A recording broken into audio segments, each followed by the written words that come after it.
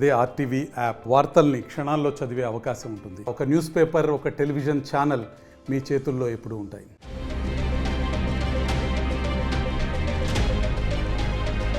వివాహేతర సంబంధాలు వివాహ బంధాలను నిట్ట నిలువునా కూలుస్తున్నాయి. భార్యాభర్తల మధ్య బంధాలు తెగిపోతున్నాయి.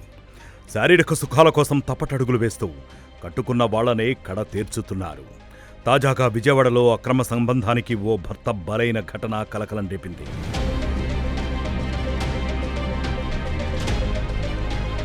కృష్ణా జిల్లా గుడివాడ రైలుపేటలో కత్తి చిన్న జ్యోతి దంపతులు నివసిస్తున్నారు. వీరికి 3 సంతానం. అయితే ప్రేమించి పెళ్లి చేసుకున్న యువతే అతని పాలిట శాపంగా పరిణమించింది. వివాహేతర సంబంధం వద్దన్నందుకు కట్టుకున్న మొగుణ్ణే కాటికి పంపింది.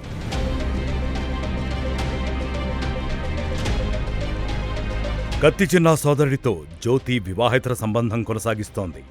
ఈ విషయంపై ఇదివరకే భర్త హెచ్చరించాడు. అయినా పద్ధతి మార్చుకొని జ్యోతి భర్త అన్నతో అక్రమ సంబంధం కొనసాగించింది. ఈ ఏడాది జనవరిలో జ్యోతిపై దాడి చేశాడు చిన్న. దీంతో ఆమె ఇంటికి రావడం మానేసింది.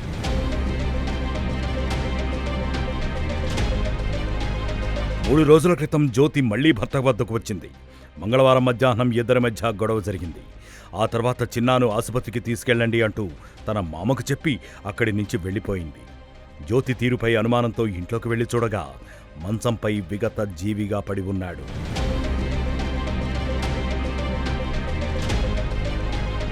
సమాచారం అందుకున్న పోలీసులు ఘటనా స్థలానికి చేరుకుని పరిశీలించారు.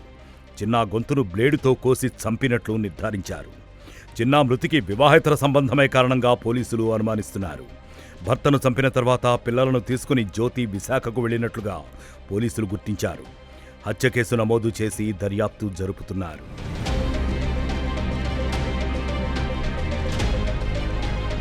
ఇన్నాళ్లు దూరంగా ఉన్న జ్యోతి మళ్లీ ఇప్పుడు వచ్చి తన కొడుకును పొట్టన పెట్టుకుందని మృతుడి తల్లి రోధిస్తోంది. జ్యోతి ఎన్నో తప్పులు చేసినా ఆమె మీదున్న ప్రేమతో తన కొడుకు ఏమీ అనలేదని చెప్పింది. చివరికి తన కొడుకు ప్రాణాన్నే బలి తీసుకుందని గుండెలు బాదుకుంది ఆ తల్లి. ఏది నాకు నిర్ధారణ తెలియదు నాన్నలకి. మధ్యాహ్నం కాడ పాపారా ఫోన్ చేసి గుడి చెట్టు మీద కొట్టుకునేటప్పుడు గుడి చెట్టు మీదకి వస్తే 100 రూపాయలు ఇవ్వమంటే 100 రూపాయలు ఇచ్చాక కొట్టుకున్నారు కదా అని చెప్పాను. నేను అడిగి చెప్పి నేను అయ్యా వాళ్ళ జోలికి వెళ్ళొద్దురా, నీ పూల కొట్టులోకి ఎక్కడికన్నా వెళ్ళిపోయి నీ బతుకు నువ్వు బతుకురా అని చెప్తే నిన్ను వదిలేసానమ్మా. నేను అమ్మాయి దగ్గర లేని మార్కెట్ సెంటర్లోనే బతుకు నీతి మంత్రాలు అనుకున్నాను కానీ నేను ఇలా చేతది అనుకోలేదయ్యా. ఇద్దరు పడుకుంటే చక్కబడ్డారేమో అనుకొని నేను పనికి వెళ్ళిపోయానయ్యా. వాళ్ళిద్దరు ఎలా తాజా చేతది అనుకుంటే నేను వెళ్ళలేదని కాదయ్యా.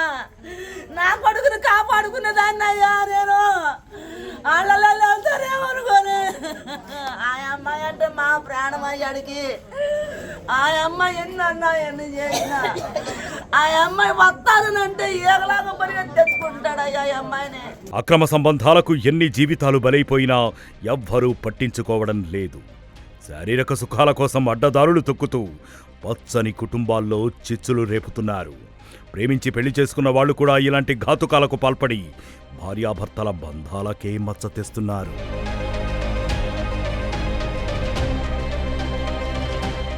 మరిన్ని వీడియోస్ కోసం ఛానల్ ని సబ్స్క్రైబ్ చేయండి. లేటెస్ట్ అప్డేట్స్ కోసం వాట్సాప్ ఛానల్ ని ఫాలో అవ్వండి. ఆ లింక్ డిస్క్రిప్షన్ లో ఉంది.